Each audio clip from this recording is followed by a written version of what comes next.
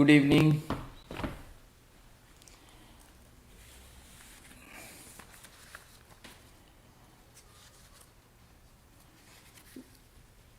Om Pathaya Pradibodhidam Bhagavata Narayanena Swayam Vyasena Gradidam Purana Munina Madhye Mahabharatam Advaitamradavarshinim Bhagavadim Ashtadashadhyayinim Ambatva Manusantadhami Bhagavad Gita Bhavadveshinim Yem Brahma Varunendra Rudramarudastunnyanti Divyaistavaihi Vedai Sangapadakramopaniषade Gayanti Yam Samagaha Dhyanavastita Tadgatena Manasa Pasyanti Yam Yogino Yasyandam Navidusura Suraganah Devaya Tasmai Namaha.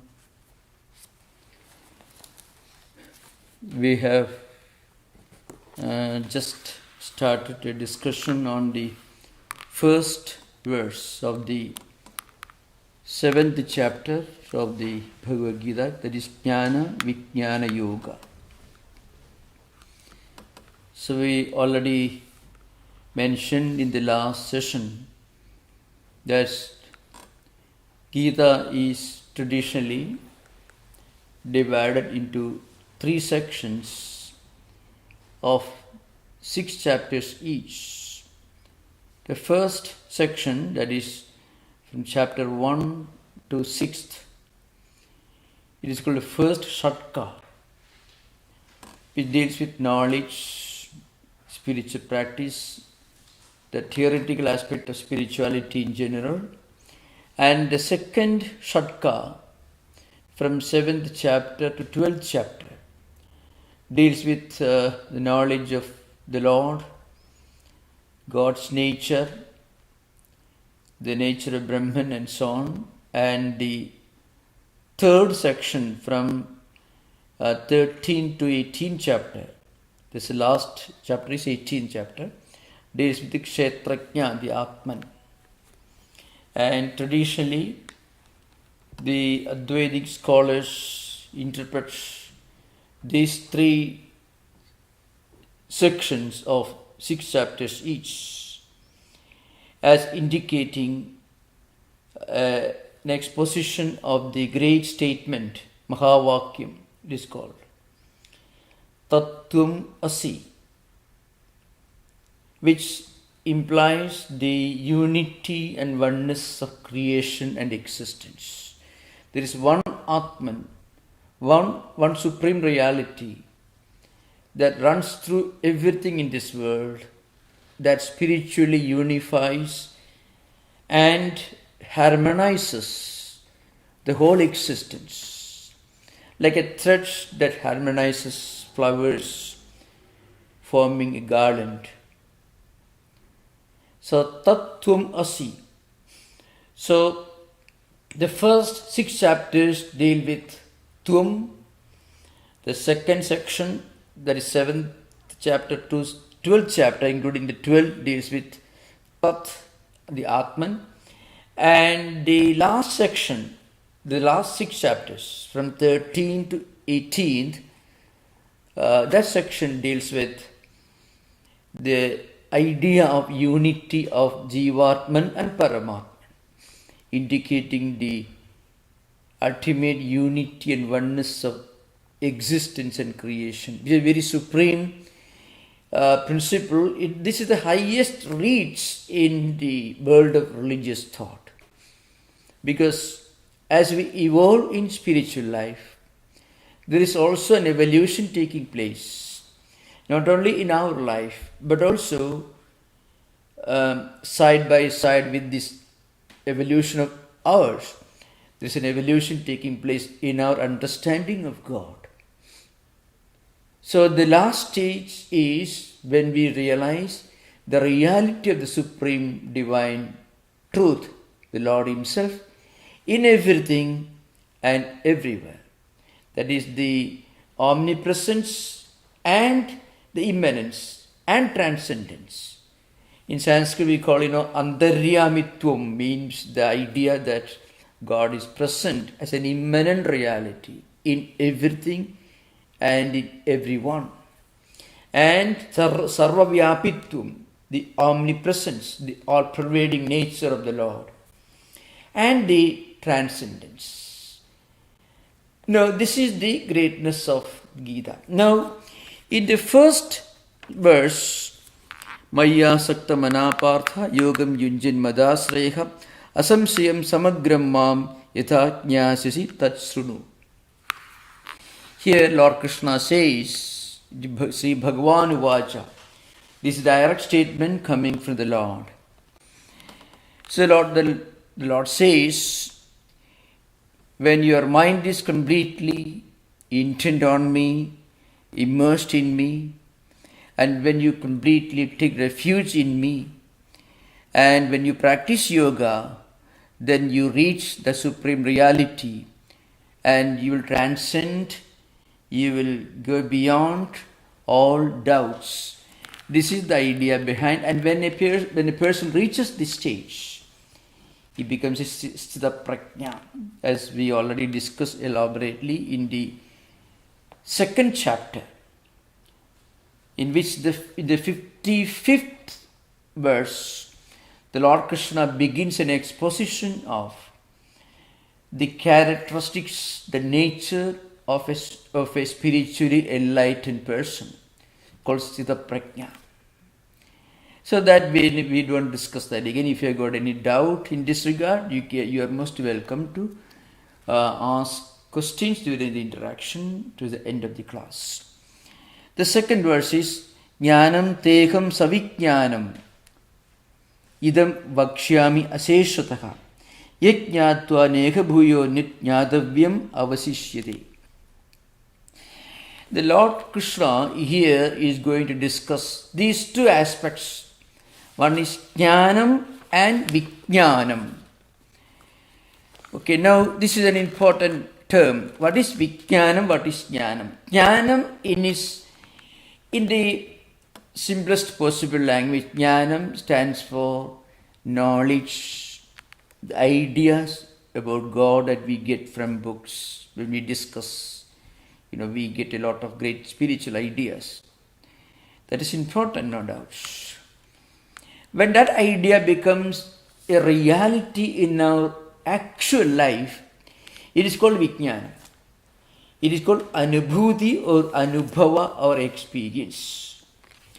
This is the interpretation of all the classical commentators. More or less, Shankaracharya himself says, Savijnanam, Vijnana Sahidam, Swanubhava Samyuktam. Swanubhava means one's own real experience. Sosya Anubhava. So we may read a book about God, His attributes, His greatness, His compassion, and all that. Now, when that becomes a reality in our life, then that experience will guide us in our thoughts, in our actions, in our words, in everything. Then only God becomes a reality. In fact, Sri Ramakrishna has given a lot of importance to this aspect of spirituality. We will discuss that. So Shankaracharya says, Savijnanam, Vijnana Sahitam Swanubhava Samyuktam. When you understand God, and then when you go beyond the theoretical understanding, when you go beyond philosophy and theology, when God becomes a reality in our everyday life, then every word becomes sacred. Every thought becomes sacred. And every deed becomes sacred. So there is an evolution, At the beginning of our life, in spiritual life, we frequently, morning we meditate, we take some holy names, we read some books, we listen to some hymns, bhajans. That's good, no doubt. But there, 1 hour in the morning or 2 hours in the morning, and 1 hour in the evening. So we don't do it deliberately, but we we construct a wall. We build a wall between our secular life and our spiritual life. Now, Bhagavad Gita says, this is okay, but this is not enough. This is how we begin our spiritual life. When we begin our spiritual life, no, actually, in the morning we leave aside maybe half an hour for meditation, maybe 1 hour for meditation, the evening 1 hour for meditation, reading holy scriptures, thinking holy thoughts. That's good. But what happens, at this level, there's a distinction, there's a difference between the secular and spiritual. Now, when we make progress in spiritual life, eventually we reach a stage when slowly we break this wall. The dividing line, the line of demarcation between the secular and spiritual disappears. And we will be able to do even our secular activities as a spiritual practice. So at the beginning, work and worship. And then as we proceed, as we progress more and more in spiritual life, spiritual evolution, we should be able to do work as worship. Means when we work, we should do that work as an offering to the Lord with a sense of sanctity and sacredness. One important aspect of this spiritual practice is, on the one hand, it gives us a great inner feeling of tranquility, peace, contentment, happiness, a feeling of sanctity and sacredness. And along with that, our interactions with others, our outlook on life, the way we look upon life itself slowly begins to change. We will be able to bring in an element of sanctity and sacredness to whatever we do. When we do our even secular activities as an act of worship. But Gita tells you that, in fact, Gita instructs that you should go even beyond that. No, this is a high ideal. Bhagavad Gita is placing in front of us the highest spiritual ideal. So once we keep this highest spiritual ideal in front of us, then we won't get stuck at the early stages of our spiritual journey. Frequently you may find all the problems that we face in religious thought, in religious communities, is because people think, I can do my secular work as I want. God doesn't bother. God is happy when we perform certain rituals weekly, once or maybe every day or maybe twice a month. Or if we perform certain rituals, then God will be perfectly happy and satisfied. And then in our secular life, we can do whatever we want. That's because we limit God, we bring God to our level. It is actually very unfortunate. That's why there are being a lot of problems in the world. There are being more problems in the world in the name of religion and God till the 20th century. 20th century witnessed a number of other ideological confrontations and conflicts and massacres and revolutions which created so many problems, which caused massacre of millions of people, nations uprooted. All this happened in 20th century.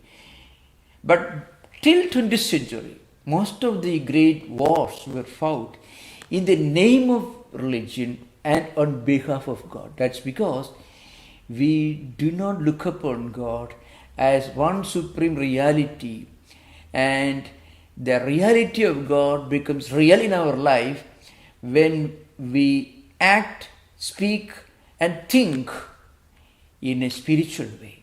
Our every action becomes spiritual. When you reach that stage of spiritual evolution, spiritual growth, that is called Vijnanam. This is an important point, remember. That's why Shankaracharya says, that is Swanbhava Samyuktam. It should be accompanied, it should be enriched by our own inner experience. There are many other religious thinkers apart from Shankaracharya, Madhvacharya, the Dvaita philosopher. He says, Vijnanam, Vishesha Jnanam, Aparoksha Jnanam va Vijnanam, Viptagara Vishayam Jnanam, Yatha Aham, Mat Vidiriktan, Samasta, Chid Ajit Vastu Jatan, etc. Now, Madhvacharya did not believe in Advaita. He was a staunch dualist. He did not believe in the idea that we can become divine through our own spiritual practices. He always saw a clear and permanent distinction between living beings and God. But still, he says that the real devotion to God, which pervades all our life, that is the highest Vijnanam. Now, I cannot do more justice to this subject than by quoting Sri Ramakrishna himself. Sri Ramakrishna says something very interesting. Who is a Jnani, who is a Vijnani? In the Gospel of Sri Ramakrishna gives a very powerful passage you find. The Jnani reasons about the world, somebody who has got theoretical knowledge about God. That is Jnani. He reasons about the world through the process of neti, and at last reaches the eternal and indivisible Satchidananda. He reads books, he discusses, and then he comes to a theoretical conclusion that everything is one divine reality. But this happens only at an intellectual level. Well, it has its own purpose. See, even if you employ our mind and intellect for learning some good things, good ideas, that is certainly a good and creative and constructive way of using our intelligence and mind. But Sri Ramakrishna says that is not enough. He reasons in this manner: Brahman is not the living beings, it's neither the universe nor the 24 cosmic principles, etc. So, this world is not Brahman, this material universe comes and goes, it is not the whole reality. God or Brahman is something different.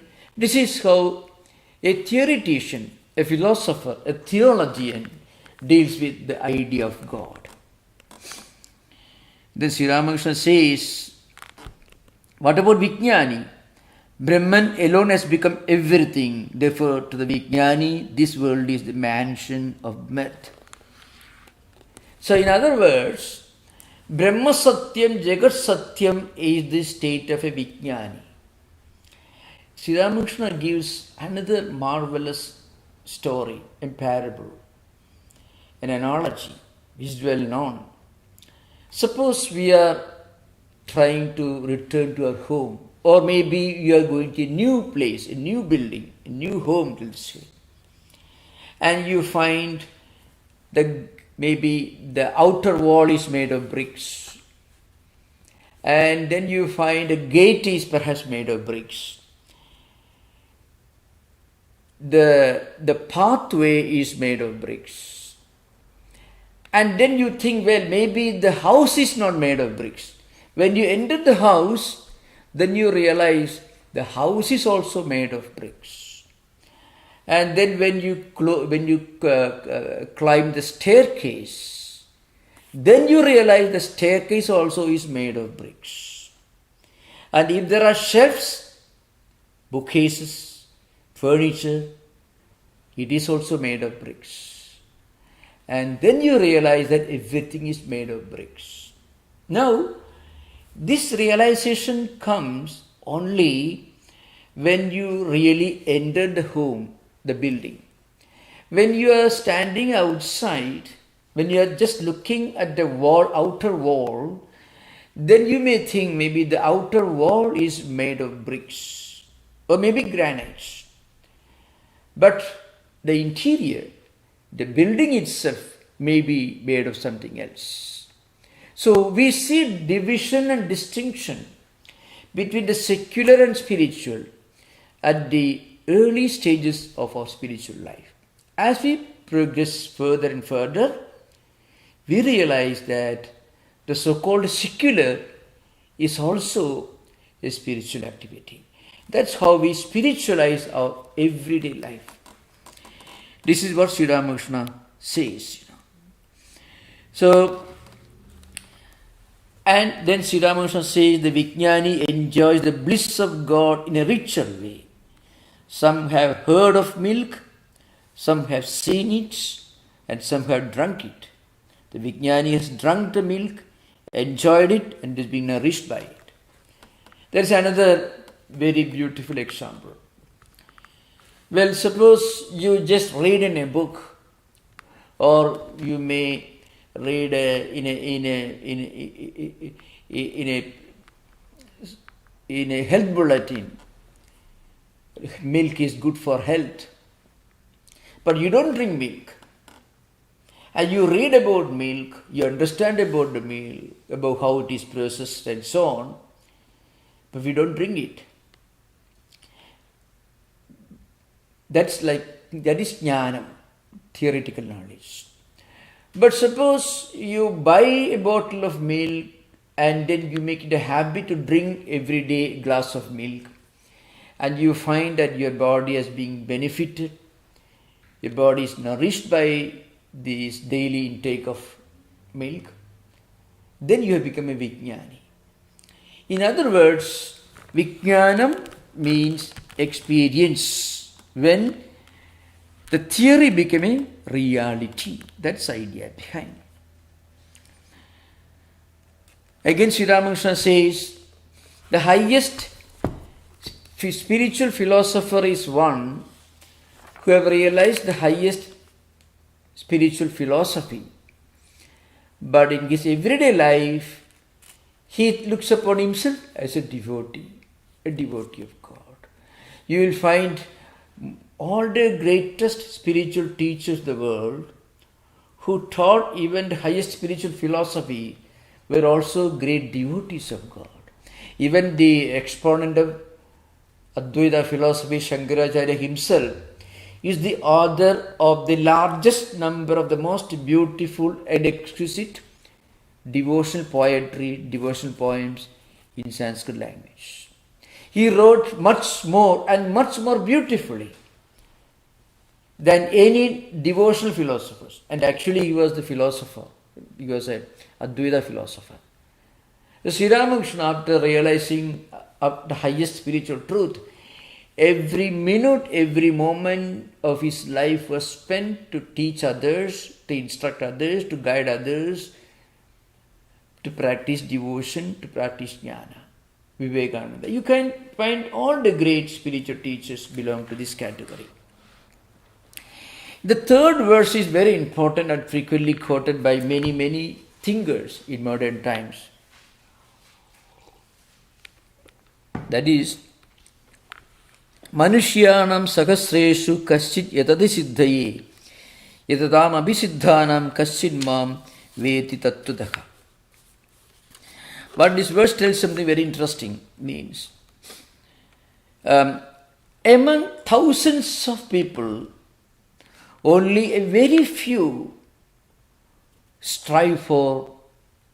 look for some spiritual ideal in their life. Not too many. Because not many people can think of beyond tomorrow or beyond today, beyond the empirical, beyond the immediate worldly benefits. When we do something, we look for an immediate, tangible result that will benefit us in our life. Normally, people cannot think of anything beyond the utilitarian value. And one of the reasons, and that is being established by many thinkers in modern times, anthropologists and also psychologists. One of the problems in modern times is too much of anxiety, neurosis, depression and other problems, feeling of irrelevance of life, is that we always examine everything. We examine the value of everything in this world by the yardstick of its practical utility. If we want to read something, well, I should know how it's going to benefit me, how it is going to benefit me in my business, my profession, whatever it is. If you are always looking for something that will bring immediate benefit, tangible benefit, some immediate beneficial result, then we won't be able to look for anything higher and transcendental. That's why Lord Krishna says, Manushyanam sahasreshu kaschit yatadi siddhaye. Among thousands of people, just a few look for some higher spiritual ideas. And yatadanapi siddhana, among those who strive, who make sincere effort for some higher spiritual value, a few, only a small percentage of them, very few of them realize the truth. It's a fact. In fact, there is an interesting statement in Dhammapada, almost identical. You find Dhammapada has taken many ideas from the Bhagavad Gita. Dhammapada, the Sutta Pitaka, Buddha's teachings. Buddha is he says, it's very difficult to get a human birth and very difficult to live like a decent human being. And then it is very difficult to find somebody who lives according to the law of dharma. And there are very few who can realize enlightenment, who can have the birth of a Buddha. That is the Buddha's language. It, of course, in the Pali language, Kicho manas sapadilabho, kicham machanu jividam, kicham saddhamma savanam, kicho buddhanam uppadu. That is Dhammapada. You find Buddha Vagga, you find. One important section, divided into so many sections called Vagga, means sections. So Buddha says, Kicho manasapadilabho, kicham machanu jividam. See, very difficult to get a human birth. Of course, in Buddhism, like Hinduism, believe in the doctrine of rebirth and reincarnation and the law of karma. So, unless you have some good stock of some good actions in the past, you cannot have a good birth. And to be born as a human being is a golden opportunity. One day you can become a Buddha. That's why, Buddha says, Kicho buddhanam uppado. Very few will understand, will realize the birth of a Buddha. So, the birth of a Buddha is rare. Buddha here means the enlightened one, means enlightenment. Getting enlightenment is very rare.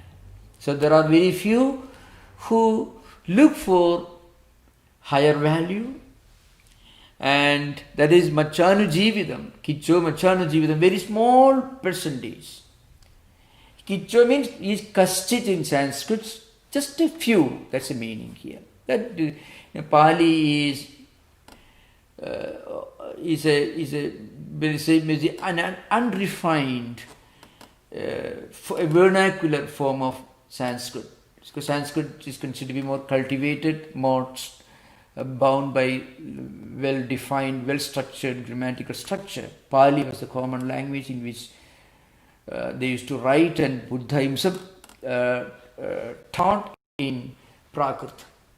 So that's why Buddha himself says it is very difficult to get human birth and very difficult to live like a cultured human being following the law of dharma, and very difficult to get enlightenment like a Buddha. That is Buddha's great statement you find here.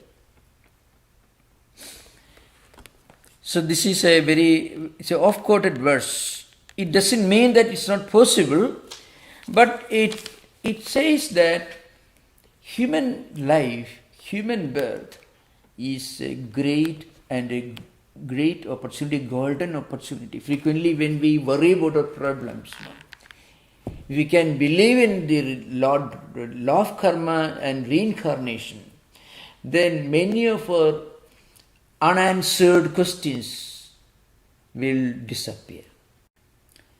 When we should look forward and backward. There are many people who are even less fortunate than us. Though of course there are many who are more fortunate, no doubts.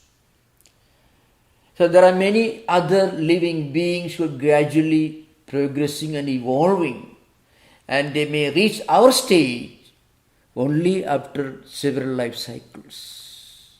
That's why Buddha said, Kicho manasa padilabho. That is, it is better, it is very difficult, it is very hard to be born as a human being. Manasa means Manushya, in Sanskrit, in Pali are interrelated. Kicham machanu jividam. And very rare, very difficult to live a life, a proper life following the law of Buddha. Kicham sabdhamma savanam. And then, even after being born as a human being, trying to follow certain ethical principles, an opportunity, a golden opportunity to connect with some higher spiritual ideas and to be influenced by those ideas and to cultivate a mind that is ready to practice some of these great ideas. That is very rare. And then he says, and it is still more rare, still difficult to achieve Kicho Buddhanam Uppadu. I mean, it's still more difficult to get the birth of a Buddha. Here Buddha doesn't mean that, in the particular context, means the enlightened one. Buddha literally means the enlightened one. Getting enlightenment, which is the goal of every human being according to Buddhism, that is still more difficult. So this idea is very important. In fact, in a way, it should not make us depressed. It should make us confident. Because there are many who are way behind us. They will take several life cycles to reach where we have reached now. Though we have yet to go a long way. There is a long road in front of us that we have already covered a long distance behind us. That's what Buddha implies. From the 4th verse onwards, there is a discussion between the empirical world, the phenomenal world that we experience, that we live in, and also the divine spark that is present in everything. So this is a very important, it's related to Sankhya philosophy, so I shall try to explain this. Bhumirapo analo vayukham mano buddhirevacha ahankara itiyam me bhinna prakritihi ashtadha. This is the verse. So, you can find certain words are used. Bhumihi apaha analaha vayuhu kham manaha buddhihi ahankaram idi iyamme bhinna prakriti ashtadha. So, this macrocosmic body, this empirical universe, is called kshetram, the field sometimes called,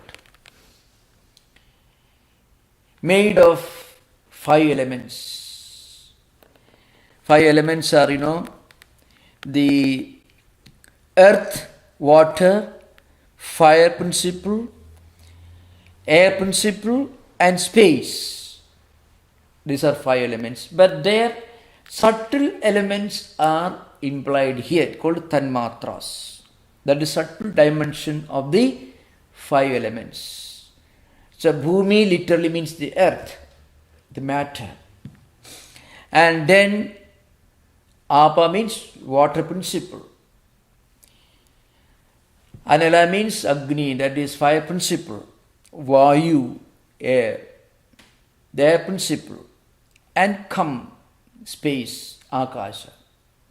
These are the 5 elements. But here, the 5 subtle elements are implied here. This is Sankhya. We have to understand Sankhya philosophy. I already explained this earlier also, but I shall repeat. To understand this verse, we should know the Sankhya philosophy. According to Sankhya philosophy, which is attributed to Kapila, and it was expounded in later centuries by a great Sankhya philosopher. His name was Ishvara Krishna, who wrote a work in metrical form. It's called Sankhya Karika, which is the Bible of Sankhya philosophy. Many other commentaries were written in later centuries. So according to Sankhya philosophy, which is a dualistic philosophy, and you find, of course, Western philosophers in modern times, including a most unlikely man to quote, Bertrand Russell, who was not willing to accept there was anything profound in Eastern thought, in the history of Western philosophy. It still continues to be a relevant book, introductory book. So, according to him and according to many modern interpreters in modern times, you can find the influence of Sankhya philosophy in the early Greek thought, especially the Thales, 6th or 7th century BC, and Heraclitus, and many other, even the writings of sophists, in later Neoplatonists like Porphyry, Philo and others, the influence of Sankhya philosophy. According to Sankhya philosophy, which is not fully accepted by Vedantis, but the Sankhya analysis of the structure of the universe is accepted. According to Sankhya philosophy, there are 2 fundamental categories. One is Purusha and Prakriti. Purusha is effulgent, is conscious. Prakriti is unconscious. From Prakriti, the entire universe, including human beings, the physical part of human body, plus all mind, intellect, senses, all these have evolved, because according to Sankhya philosophy, when mind and intellect are made of matter, that is very interesting in fact. It's actually totally different from Vedantic view. But anyway, I shall come to this. So according to them, from Prakriti, the next evolute is Mahatattvam, which is cosmic intelligence. From that, Ahankara, the egoism, and the ego principle. From ego principle, the more refined form of ego principle is called Sattvika Ahankara, which mind evolves. Rajasiga and Tamasiga Ahankaras. From they involve all the senses and also the subtle elements. And from subtle elements, the gross elements which constitute empirical universe emerge. That's why, they have got these 24 principles. So, that should be kept in the background when we understand. This, of course, we are not going to discuss Sankhya philosophy here, but this is the connection here. So, Lord Krishna says, as a prelude to eventually expound the fundamental unity and oneness of existence, Lord Krishna is here analyzing and giving a descriptive understanding of the world that we find around us. And he says there are 2 fundamental categories. One is Apara Prakriti. Apara Prakriti is lower. It is what is revealed by the 5 senses, whatever we see around us, the empirical universe, the physical, what physical sciences deal with. Well, roughly that is what Apara Prakriti, that means the lower Prakriti, the finite. Now, this finite empirical universe, this macro cosmic body, so to speak, is called Kshetram. Kshetram means a field. It is 8-fold. What are those 8 constituents? One is the earth principle, water principle, fire principle, air principle and space. Then mind, intellect and egoism. These constitute the eightfold Prakriti, which is Jada, which is devoid of conscience. Now, those of you who read some traditional translations, you may find Mana is sometimes called Ahankara, intellect is called Mahatattvam, cosmic intelligence, and egoism is called Avyaktam. These are traditional views. But let us say, for our purpose, mind, intellect, and egoism plus the subtle dimension of the five elements constitute Apara Prakriti. This is one, that is the lower nature, inferior in the sense because it is devoid of consciousness. It is not effulgent. Then there is a higher Prakriti, higher nature. What is a higher nature? It is called Paraprakriti. Para means superior, the transcendental, the spiritual. Let's say supraphysical. It is the consciousness itself. It is infinite. That's a divine spark that is present, that is immanent in all of us. We can very easily understand this. A man dies, a woman dies. There are many people who die, perhaps sometimes without any physical problem as such. BP, my heart, everything okay. But something departs from the body. Maybe it could be, you call it heartbreak, heart attack. It happened. Maybe someday it happened, 90-year-old, 100-year-old people, it happens. Somebody leaves that human mechanical body, the kshetram, the field. Somebody who has left that body-mind complex. That body-mind complex is kshetram, that is aparam prakriti, the inferior, the unconscious field. But somebody who made that body conscious leaves that body, and then you say the man is dead. Who is that somebody? Somebody who was sitting there, living there, who made that man walk with his feet, talk with his tongue, think with his mind. All the five senses were activated, made active by this Paraprakriti. It is called Antaryami, the immanent divine reality. This is how Lord Krishna begins his analysis. Now, something very important here is, you may ask the question, what about creation?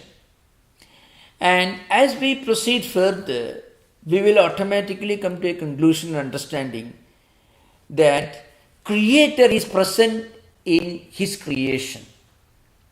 Because the moment you assert, you argue the Creator is different from creation, then it is dualism. And that is the problem. You find even among the many non-Advaitic cults in India, you find strong, very rigid, strong views. But Shankaracharya says about Advaita, see, we have no quarrel with anybody. Because I cannot fight with my own head. Suppose you are angry with yourself and you give a blow with your right hand on your own head, you will feel the pain actually. So with whom to quarrel? So siddhanta vyavasthasu dvaitino nischita dridham parasparam viruddhyante tair ayamna viruddhyate. In fact, Shankaracharya says the Dvaitina, he means not Madhva system, but it's called Sankhya philosophy is implied in this Mandukya Karika verse, which is attributed to Gaudapada, belonging to 6th century AD, which Shankaracharya wrote a commentary on it. So, that higher Prakriti is called Jiva Bhutam. It is what actually gives life to that body. Chetanatmikam. This is Madhusudana Saraswati, one great commentator, and he gives consciousness. Where do you get this consciousness? It comes from the source of all consciousness. It comes from the source of all effulgence. Kshetraknya Lakshanam means it is Antaryami, the indweller. It is present in everything. Mamatma Bhudam Vishuddham Param Prakrishtam. It is pure, it is transcendental, and it is all-pervading, it is present everywhere. So, these are two Prakritis. In the fourth verse, Lord Krishna is explaining the Apara Prakriti. Apara Prakriti, as I mentioned earlier, it is called here eightfold, and it is called inferior. Apara itself means inferior. Inferior in the sense it is devoid of consciousness. This physical body of ours, it has no value unless there is a soul in it. And the soul is Kshetraknya, the one who knows the field, who is living in the field, who is inhabiting that body-mind complex and gives it life and makes it active and effulgent. In the fifth verse, Lord Krishna says, Apareyamidas tvanyam pragudim vidhime param divabhudam mahabaho yedam dharide jagat. What is my higher prakriti? Superior, the transcendental, that is explained here. It is the principle of self-consciousness by which the entire universe is sustained. So everything in this world, including our body and mind and intellect and senses, are all activated, are made active made conscious by the presence of this inner divine spark. Then we have this sixth verse, which is also very profound. Etad yodini bhudani sarvani iti upadharaya aham krishnasya jagata prabhava pralayasthatha. Now, these two prakritis are the source of all beings, and I am the origin and dissolution of the universe. Now, there are certain very interesting ideas which are unique to this idea. Means here, the Lord Krishna, at the beginning of this verse, tells you there are two natures. One is inferior, in the sense it constitutes the empirical universe. It's a macro body mind complex of the entire existence, and it itself is devoid of consciousness. And the other one is superior because it is the indweller, the divine element that is present in everything. And now Lord Krishna says, in this particular verse, he says, I am the origin and dissolution of the whole universe. And in the coming verses, you find slowly, as the Gita, as the 7th chapter unfolds, Lord Krishna will tell you, I am present not only in the good but also in the bad. I am present not only in the hero but also in the villain. How do you admit it?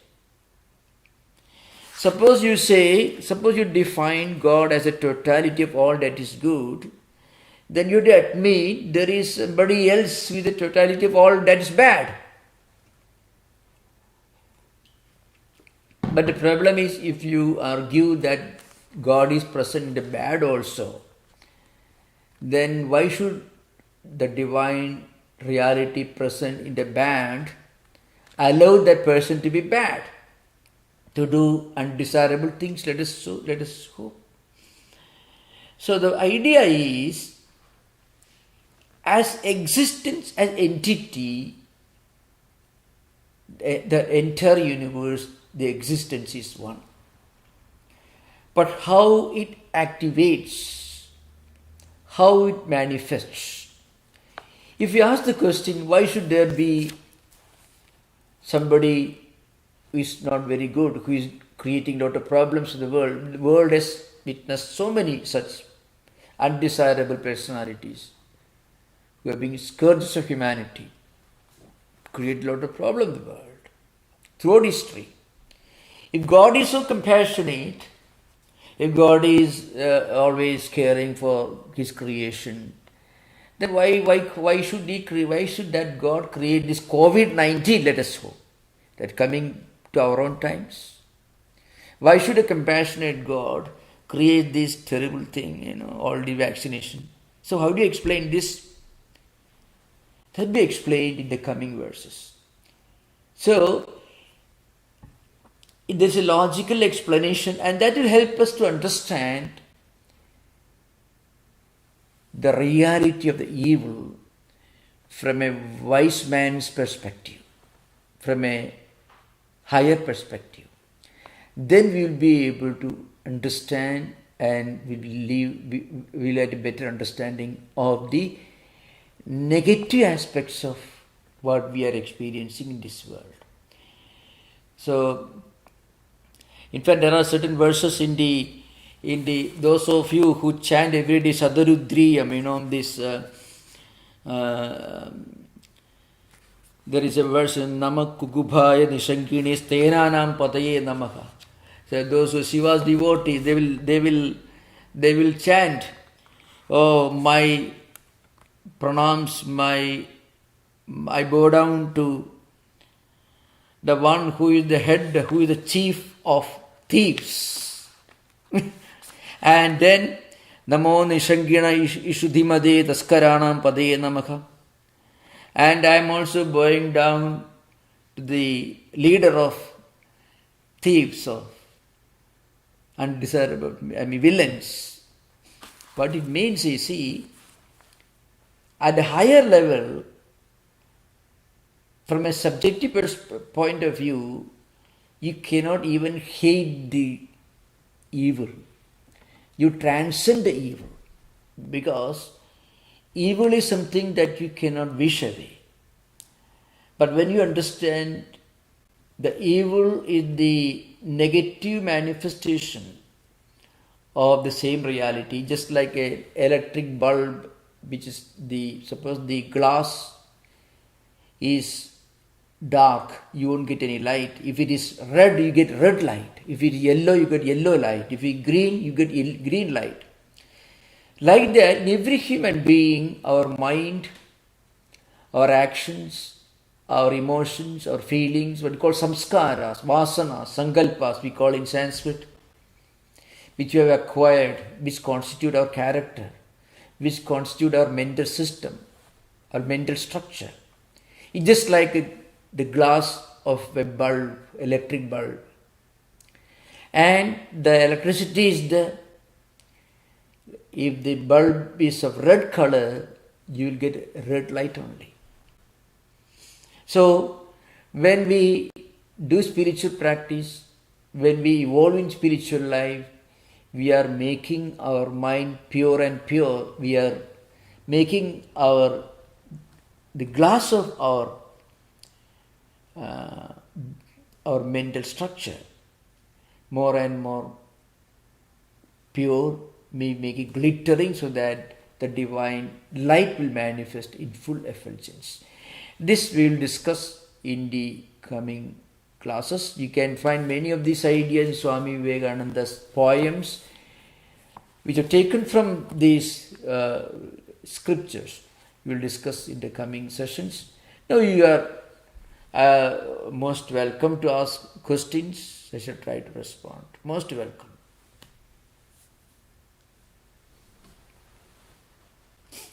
The marvelous fact is that Lord Krishna is explaining reality in its totality, not one side of it. That's the idea behind.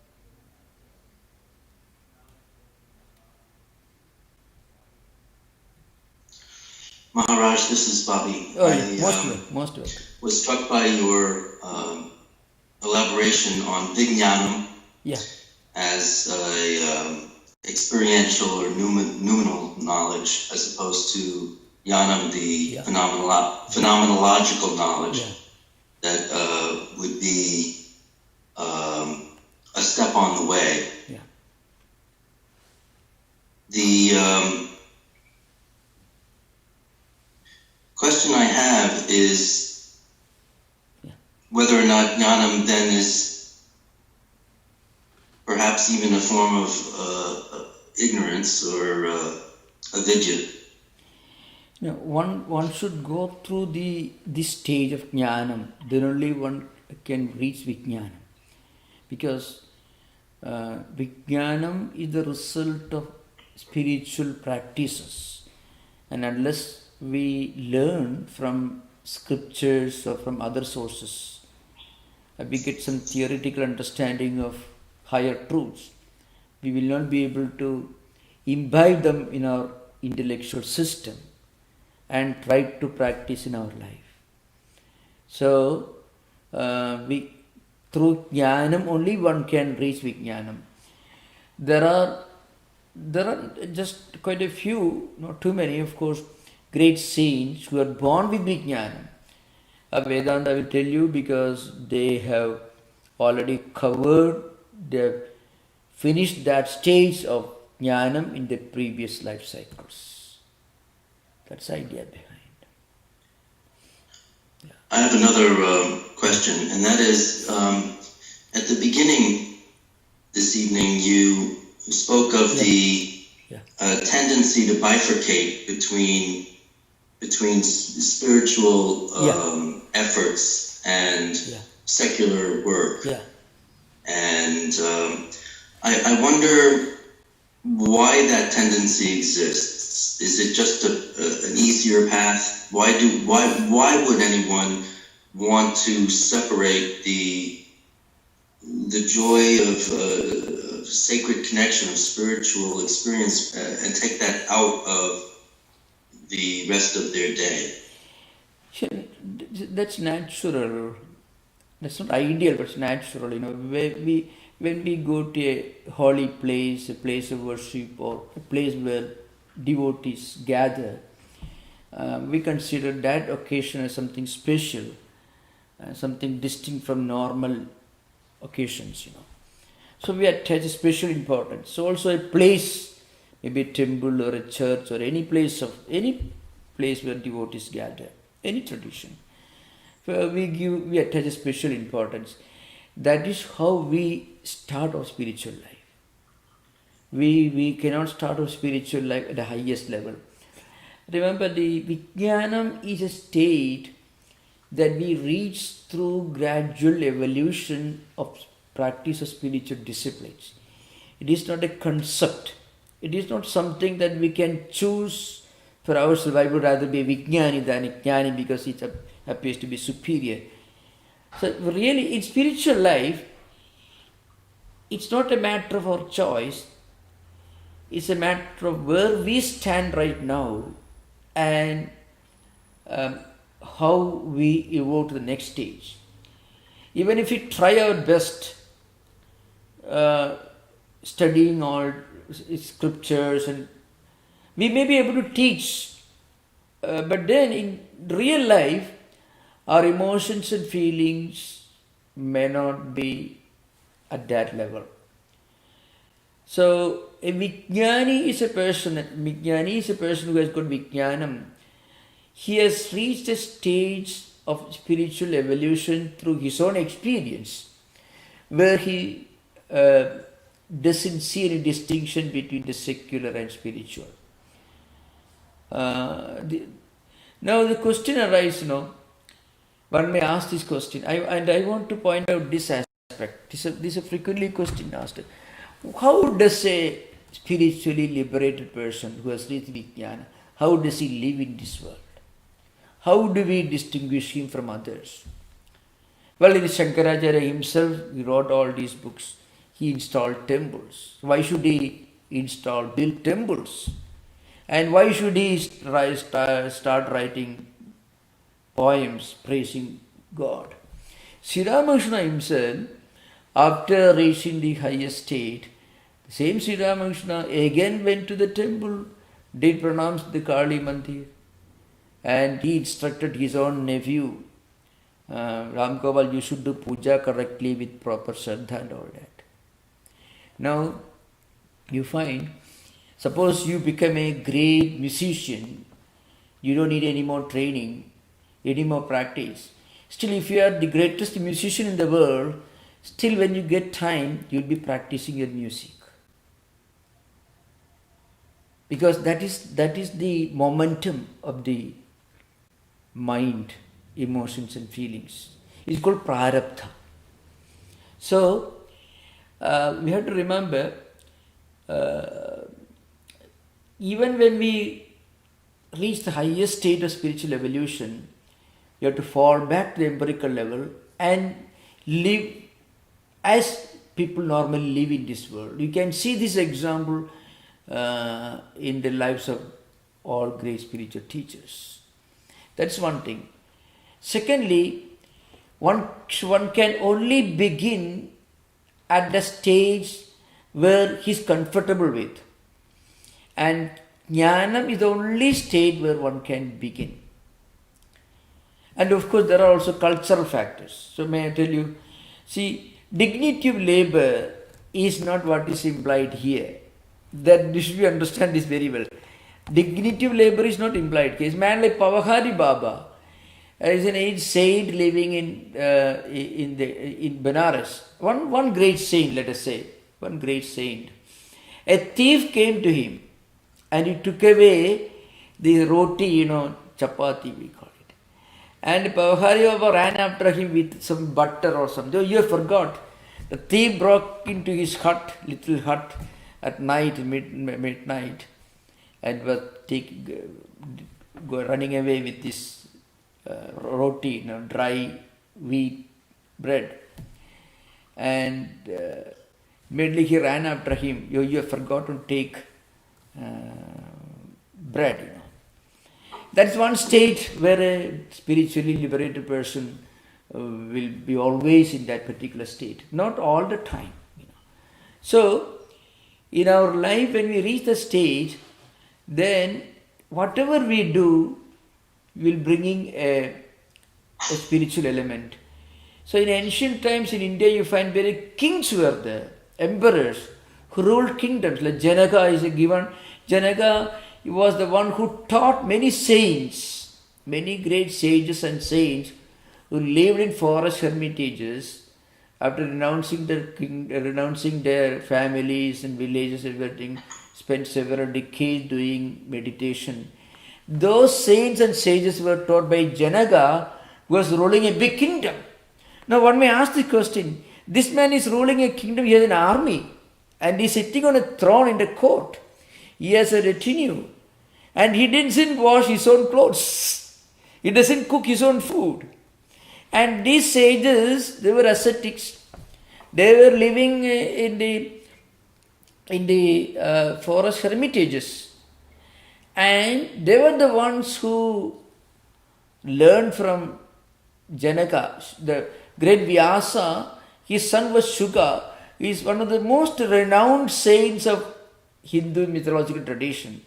And Vyasa was the father. Vyasa sent this son, who was a great saint, to Janaka for a final test of saintliness. Now, where do you draw the line? But Janaka, though he was running a kingdom, ruling a kingdom, he was not attached to whatever he had. There's an interesting story, Somebody reported to him, oh, your palace has caught fire, your big palace somewhere near is caught fire. Janaka did not stay. He may have arranged for his servants to go and put out the fire, but he was totally unperturbed. But some of his ministers and servants, they were hurrying to save whatever property they had, maybe not much of it. Still, the king was himself totally unperturbed. So where do you draw the line? So, That's why you'll be surprised in something very interesting. Hindu Vedantic tradition, some of the greatest teachers of Vedanta were ruling monarchs. The fourth chapter of Gita begins, Imam vivasude yogam proktavanaham avyam vivakvan manave praha manurikshakave abravit evam parampara praptam imam rajasyo viduhu sakalena iham mahata yogo nashta parantava. The lineage of the great spiritual preceptors of Vedanta is given here. And Lord Krishna says, in the beginning, I taught to Vivaswan taught to Manu, and then Manu taught to Ikshvaku. Ikshvaku was actually the great ancestor of Lord Rama, and it's a great royal dynasty. In fact, that dynasty continues to survive even to the 21st century. Of course, they are distant. They are not kings any longer, of course. That's a Surya Vamsa, it's called, in some North Indian states. Now, these kings and emperors who ruled kingdoms were the ones who embodied some of the most practical aspects of Vedanta. And where do you just look at Plato? Plato says, philosophers, only a philosopher can be a real king. That's the idea. You know that king alone can be a philosopher. That's what it is. Philosopher alone can be a real king. But philosopher alone, philosopher in the higher sense, not academic. Not somebody who studies skepticism, somebody who studied, don't mind, academic philosophy.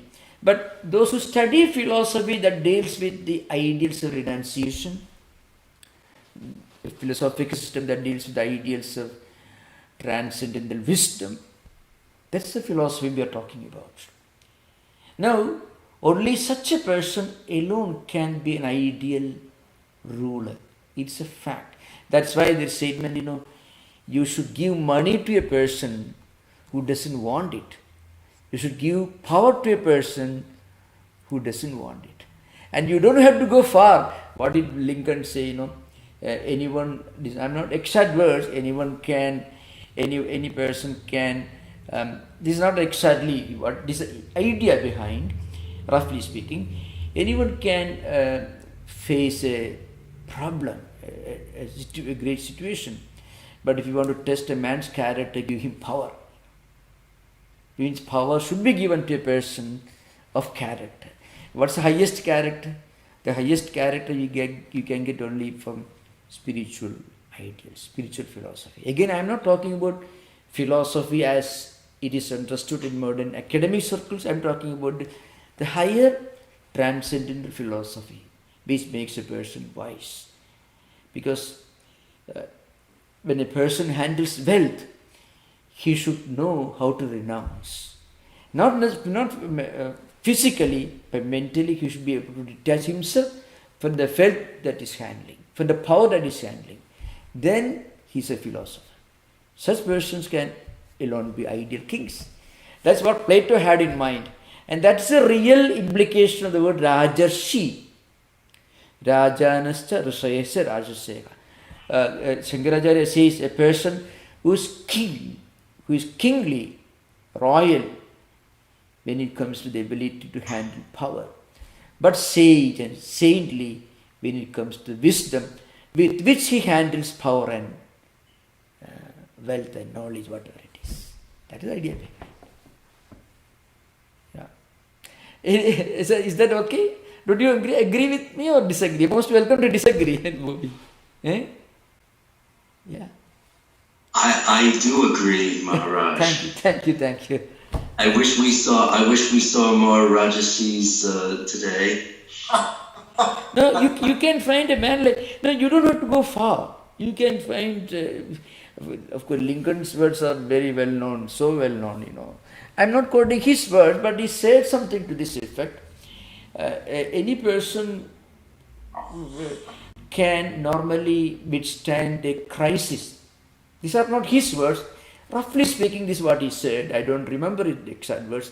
But if you want to test a man's character, then you should know how he handles power, wealth. He didn't mean that you give him power, that's what he said. But that actually is what is meant by the Rajarshi ideal in Vedanta. That's why I told you the greatest of preceptors who taught ascetics, who were sitting under the tree in the forest, these preceptors were ruling monarchs. That's what what Lord Krishna says in the 4th chapter of the Gita. Imam vivasude yogam proktavanaham avyam. That's how the 4th chapter begins.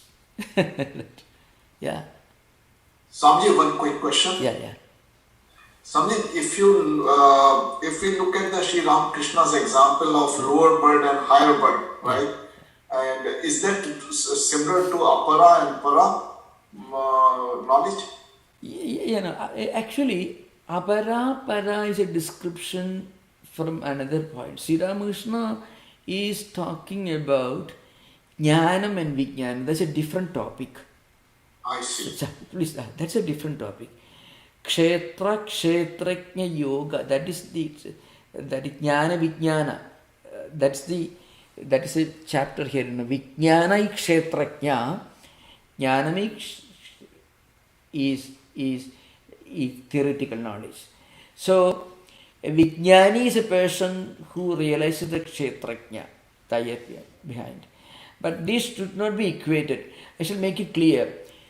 Para, apara, these are two natures.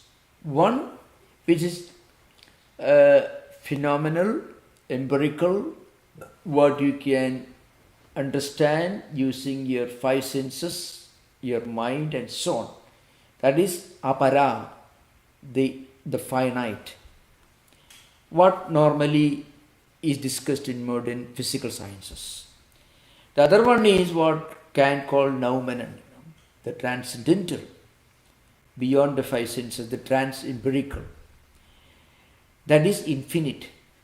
And that paraprakriti, para means supreme, that paraprakriti is the divine spark that is present in the aparaprakriti. Aparaprakriti is, let us say, our human body mind complex, let us say. We are able to talk, we are able to think, because there is a soul, there is a consciousness, there is a divine spark as an indweller present in all of us. That is that divine spark is paraprakriti. But when that divine spark leaves this body, then the person dies. It is just jada. That's the idea behind.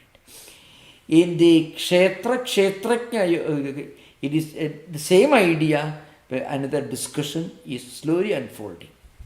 Can see. Thank you, sir. Yeah. Another thing, kshetram is apara prakriti. Kshetrajna is para prakriti. Kshetram is a field. It's a field. That's in Hindi also, kshetra means field. Sanskrit field. Kshetrajna is the one who knows the field, who is present in that field, that is the divine spark that is present in everywhere. Vivekananda has got a very powerful statement. What he says, the difference between an amoeba and a Buddha is one of degrees and not of kind. Swamiji's statement is Buddha here means the difference between a Buddha and an amoeba. Buddha is symbolic of a highly evolved human being. Amoeba is a very primitive organism. So in amoeba also this kshetrajna is present, but it is in a very primitive manifestation. In Buddha, the enlightened one, it is manifest in full effulgence. That's the idea behind. Yeah. Maharaj, this is Saugata. Saugata, yeah, most welcome. So, Thakur what did he, I mean, Thakur is like, he was Krishna in one life, right? Before. So what did he say about Gita in this life? Like when he is when he was Thakur. No, Sri Ramakrishna said Gita is, put it reverse of Tyagi. Gita, the central teaching of Gita is renunciation. That's what Sri Ramakrishna says. Maybe that is the most profound and the briefest definition of Gita. You put that Gita, you read from the other side, it is Tyaga, renunciation. That's the idea. Yeah. That is very short explanation of Gita, right? Yeah. Tyaga here also, even what Bobby was discussing just now, the philosopher king. When you are a philosopher, you practice renunciation. Because when you are a philosopher, actually I tell you, and this is very interesting, a person who studies something other than the empirical world, whether it should be not even philosophy, not necessarily philosophy, history, mysticism, literature, that person normally, in my opinion, maybe I'm wrong, you're most welcome, that person will be able to handle empirical things in a more harmonious way. Because when you can think of something other than what is immediately beneficial to us, and if you can spend your time reading philosophy, history, listening to bhajans, our devotees listen to devotional music. Now, why do they listen to devotional music? By listening to this beautiful poetry, they derive a great joy. And that helps them to handle the problems of this empirical world in a wiser manner. It gives you the mental ability, a relaxed mood. It happens. Similarly, when you read philosophy, this I'm talking about the transcendental philosophy, then you can look at this whole question of life from a higher perspective, and then you can look at the whole problems of life as an adult in a mature manner. A mature wisdom comes to you. That may be what Plato had in mind, because during Plato's time, Plato more or less, though he lived a few centuries, little after Socrates, still the influence of the sophists, Socrates, Aristotle, Plato, there was a time when philosophy was something much more profound, which involved a lot of contemplation and thinking in ancient Greece, during the pre-Augustinian period, before the emergence of Augustine. Philosophy had an exalted position first. That's why Plato could make a statement, a philosopher king, right? His ideal of a king, a republic, says. And just see what Lord Krishna says, Rajarshi, exactly the same. Raja means king. Rishi is a person who can see far into things and who can see deep into things, deep into the reality of things and far into the reality of things. So, now let us say, if such a person becomes a king, he has enormous wealth, enormous power, enormous abilities, but he is also aware of its limitation. If you have a lot of money, if you are the richest man in the world, and you also have the wisdom to understand that money cannot bring you everything, then you will have a very mature way of making use of whatever you have. That's what happens when a philosopher becomes a king. That's the idea. That's a Rajarshi idea. Janaka, as I mentioned, Rajarshi idea. That's the idea behind. I can complete this with what I mentioned to you during my conversation with wonderful conversation with Bobby. The Vyasa was perhaps the greatest author of those days in India. His son was Shuka. He was born as a wise man, a sane man, Shuka. Now, Vyasa knew very well that his son is really a great saint, a great philosopher, a great rishi. He knew that. But Vyasa cannot give certificate to his own son. So Vyasa wanted his son to be tested by another great saint, Janaka, who was a big emperor, Mithila. Now, and Shuka went to meet Janaka. And on one occasion, of course, there are many tests. In one occasion, Shuka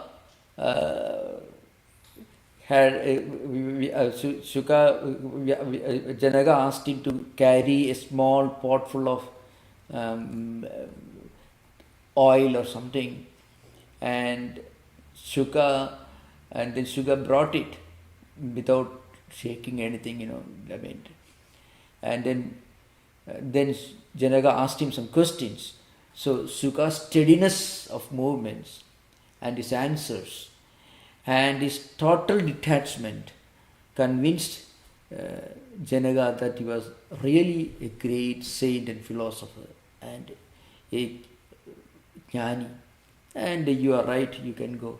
You passed the test.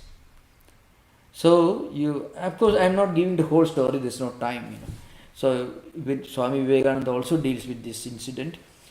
Mahabharata is a long story about it. So you can find in ancient India this concept of mature wisdom, a philosophical vision and action for the benefit of others. Because when we have a lot of power and you also know the fact there is something beyond power. Power is not everything. Then you will handle it with wisdom. If you have a lot of wealth, but wealth is not everything, then you will handle it with wisdom. That wisdom comes from that being a saint, being a philosopher. It's called Rishitvam. Rishitvam is interpreted by a Greek commentator, Shankarananda Saraswati. Tasyaha sukshmartha darsana kshamatvam. Rajatvam is, what is Rajatvam? Rajatvam Lakshmi. Rajatvam is wealth. And Rishitvam is the ability to understand the subtle reality behind the phenomenon of being rich. That is the interpretation. Means wealth, but its limitation, to understand limitation. That ability to understand its limitation comes from Rishitvam, being a sage. That is the ideal Rajarshi. I don't know, maybe that's the great ideal you find in, of course, in Republic of Plato. Okay, thank you. Namaskar. Om Shanti Shanti Shanti Harihi Om Tat Sat Sri Ramakrishna Arpanamastu. Okay, thank you. Thank you, Swami. Thank you. Pranam, Swamiji. Yeah, namaskar.